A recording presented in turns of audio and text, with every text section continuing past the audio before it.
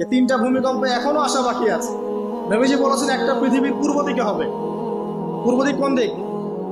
এই যে Indonesia, Malaysia, Bangladesh, Pakistan, Myanmar, আপনার শ্রীলঙ্কা, এই পুরো কন্টিনেন্ট পূর্ব দিক, পৃথিবীর পূর্ব দিক। কোন কান্ট্রি এটা তো বলা হয়নি, পূর্ব দিক বলা হয়েছে। এবং এখানে ভূমিকম্প বলা হচ্ছে না, বলা হচ্ছে ভূমি ধসে যাবে, মানে পুরো ভূমিটা নিচে চলে যাবে। এখন যারা এগুলো নিয়ে গবেষণা করেন তারাও কিন্তু সেম কথাই বলছেন, খেয়াল করে দেখেন। তারা হয়তো বিজ্ঞান দিয়ে ব্যাখ্যা করছেন, কিন্তু হাদিসে কিন্তু এটা বলা আছে। আরেকটা হচ্ছে পৃথিবীর পশ্চিম দিকে।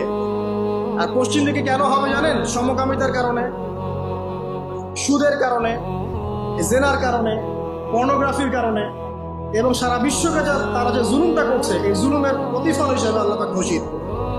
এর কোনো অস্তিত্বই থাকবে না। এখন মনে হচ্ছে না যে পুরো সারা ওয়ার্ল্ডকে রুল করছে, অস্তিত্বই থাকবে। ভূমিধস।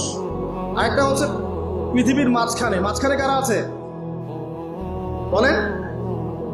মাঝখানে আমাদের আমিরুল মুমিনিনরা আছে নাকি? যারা গান বাজনাকে উন্মুক্ত করে দিচ্ছে, যারা পর্দার শিথিলতা নিয়ে আসছে, হ্যাঁ, যারা ইসরায়েলের সাথে আঘাত করছে, এরা আছে, আমিরুল মুমিনিনরা আছে। তো সেখানেও একটা ফিতনা অপেক্ষা করছে, অপেক্ষা করতে থাকেন। তো এই কথাটা বলতে গিয়ে আমি এখানে এসেছি, পৃথিবীতে কিন্তু এখনো তিনটা বড় বড় ভূমিকম্প বাকি আছে। তিনটা ভূমিকম্প এখনো আসা বাকি আছে। নবীজি বলেছেন একটা পৃথিবীর পূর্ব দিকে হবে। পূর্ব দিক কোন দিক? এই যে Indonesia, Malaysia, Bangladesh, Pakistan, Myanmar, আপনার শ্রীলঙ্কা, এই পুরো কন্টিনেন্ট পূর্ব দিক, পৃথিবীর পূর্ব দিক। কোন কান্ট্রি এটা তো বলা হয়নি, পূর্ব দিক বলা হয়েছে। এবং এখানে ভূমিকম্প বলা হচ্ছে না, বলা হচ্ছে ভূমি ধসে যাবে, মানে পুরো ভূমিটা নিচে চলে যাবে। এখন যারা এগুলো নিয়ে গবেষণা করেন তারাও কিন্তু সেম কথাই বলছেন, খেয়াল করে দেখেন। তারা হয়তো বিজ্ঞান দিয়ে ব্যাখ্যা করছেন, কিন্তু হাদিসে কিন্তু এটা বলা আছে। আরেকটা হচ্ছে পৃথিবীর পশ্চিম দিকে।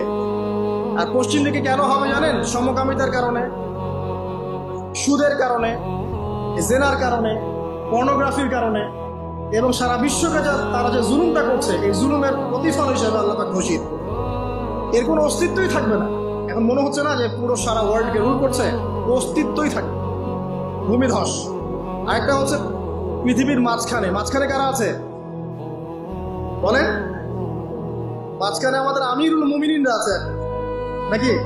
যারা গান বাজনাকে উন্মুক্ত করে দিচ্ছে, যারা পর্দার শিথিলতা নিয়ে আসছে, হ্যাঁ, যারা ইসরায়েলের সাথে আঘাত করছে, এরা আছে, আমিরুল মুমিনিনরা আছে। তো সেখানেও একটা ফিতনা অপেক্ষা করছে, অপেক্ষা করতে থাকেন। তো এই কথাটা বলতে গিয়ে আমি এখানে এসেছি, পৃথিবীতে কিন্তু এখনো তিনটা বড় বড় ভূমিকম্প বাকি আছে।